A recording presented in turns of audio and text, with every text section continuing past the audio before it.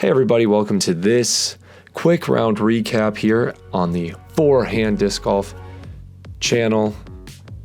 Let's get into it.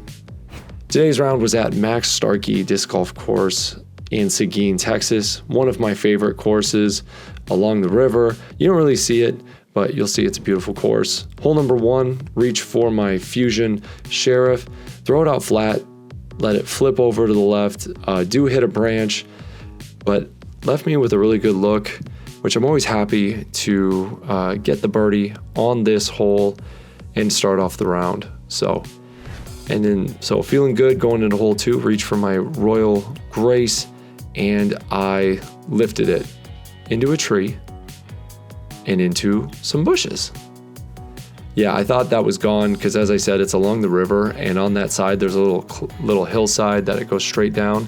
So I have to pitch out with my Gavin Rathbun like hybrid felon, and then try and get up there with my Lucid Suspect. Just didn't follow through on either of those shots, and then I didn't do the same thing with my putt. Ended up trailing off to the left, missing that, taking a bogey. Then hole number 3, I reach for my Lucid Ice Orbit Moonshine Northman. It just came out flat, started flipping over, and it never came back. And then with this putt, I just went right over the cage. Everything else was right. Then hole number 4, reach for my Lucid Felon. This is my flat top one, and I gave this a run. It literally went right over the basket. Would have been a really good ace. We all thought it was going in. It didn't, but no problem, because I actually made that putt, saving the 2. So at this point, I'm -1. I'm going back to that Northman, and I did pull this one, and it never fought out. It's supposed to have some fade, but when you've thrown on a bad angle, nothing can fix it. I am embarrassed that I have to watch this. Look at that follow through, or lack thereof, and look at it go into the tree. Probably should have seen that. Probably should have stayed away from it, but I didn't. And then I did what anybody would do, is throw an ugly putt and miss, and follow up another birdie with a bogey. This is one of my favorite shots of the day. I threw it on hyzer off to the right, and you can see it just trailed off to the left. Actually gave me a really nice ace run, but was able to clean up the 2. So I'm just hoping on this next hole, I keep telling myself, don't bogey, because that's what you've done all day. Reach for that Sheriff again. This is new to trying out, and I flipped it. So I kind of did the same thing on 2 holes in a row, taking a disc that's a little bit more unstable than I'm used to, and I just butcher it. Here's my Bjorg, my Berg. Tried to throw it right at the basket, but you can see I was looking off to the right, and that's exactly where the disc goes. Crazy how that works. But was able to clean up the par putt and move on to hole number 8. It's a short little 241-foot hole. Reach for the Berg again, and I was really excited when I let that go, but I ended up being quite short because I landed on this hillside, watched a couple people roll away, and so I wasn't going to risk it. I probably don't need this putt to be in slow-mo, but it is, so you're welcome. Then we go to hole number 9, which is a par 5. It's 628 feet. I'm reaching for my hybrid Raider. Turn it over a little bit. Just trying to get to the top of the hill. There was a little bit of wind. This was my favorite shot of the day. This is exactly what I was trying to do, but maybe just a little higher. But I threw it right along the hillside there, and you're going to see it just kind of glide, and then it finally hit, skipped, and that's my Lucid X Glimmer Raider, and that thing just skips and glides. It's one of my favorite discs, but it actually gives me a look at Eagle, and you can see I just didn't commit, and then literally right afterwards showed that's how you do it. But instead I did take a birdie.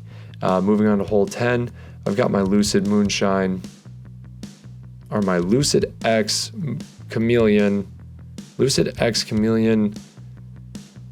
Moonshine Maverick.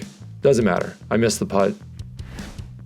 Then I reach for my pink Grace, and I did pull it. I just kind of just snapped the wrist over, didn't lean over my shoulders. Still need to work on that. And then that gives me this really bad look for a birdie, but was able to go in for par.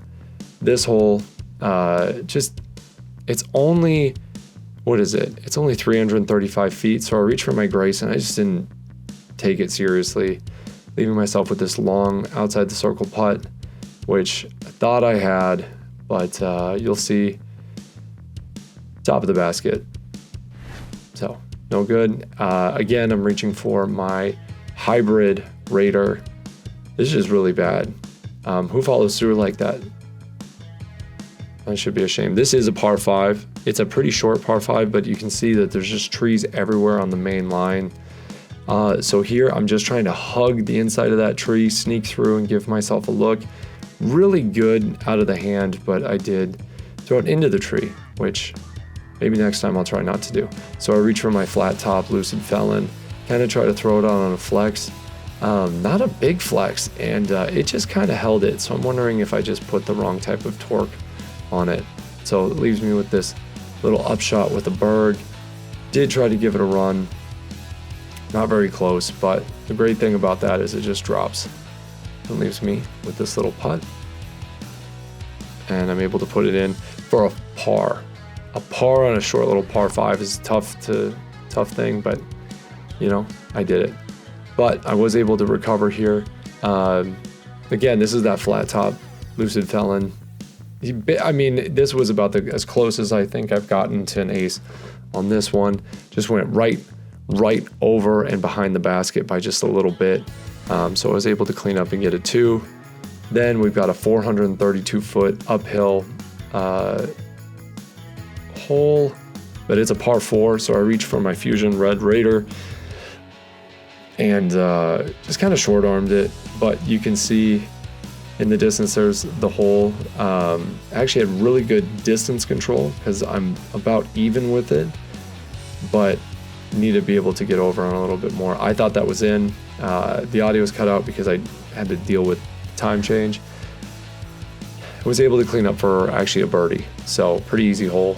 This is one of my favorite holes because it's 370 feet and it's just laid out there for a forehand, but I dug my Red Raider into the ground, meaning I got to reach for the bird and just toss up at it. Was able to tap that in. I don't have the footage, but I made it, I promise.